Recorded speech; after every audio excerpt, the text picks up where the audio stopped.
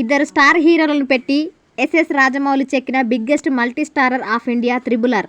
Nandamuri Taraka Ramarao, junior NTR, Konidela Ram Charan నటించిన triple are movie ప్రపంచవ్యాప్తంగా 1200 కోట్లకు పైగా వసూలు సాధించింది.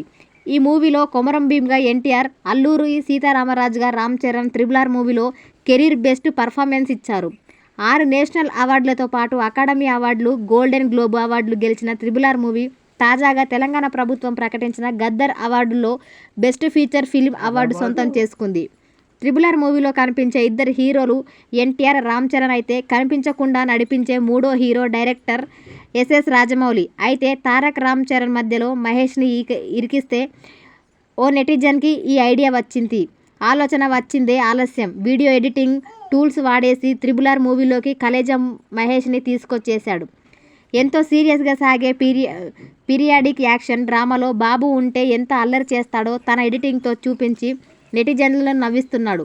వాడు చూసావా, వాడు దయ్యాలు తోలుకునేవాడిలాగా దీన్ని పిక్కలు చూసావా భయ్యా, ఎన్ని కొండలు ఎక్కితే మనకి ఇలా వస్తాయి టాటూస్ అంటారు వీటిని వంటి మహేష్ డైలాగ్స్తో వీడియోని మొదలుపెట్టి రామ్ చరణ్ ఎంట్రీ సీన్లో బ్రిటిష్ జనరల్ ఫోటో ప్లేస్లో దిలావర్ సింగ్ భార్య ఫోటోని పెట్టేశారు. ఎన్టీఆర్, రామ్ చరణ్, ఒలివియా మేరీస్ మధ్యలో అనుష్క శర్మ, క్యాబ్ డ్రైవర్ అల్లూరి సీతారామరాజుగా మహేష్ బాబు చేసే అల్లరి బ్రహ్మానందం, ప్రకాష్ రాజ్ మొత్తానికి త్రిబుల్ ఆర్ వంటి హై యాక్షన్ మూవీని ఫన్నీ కామెడీ మూవీగా మార్చేశాడు. అయితే కామెడీతో ఇది కూడా చాలా బాగుందయ్యా అనిపిస్తున్నాడు.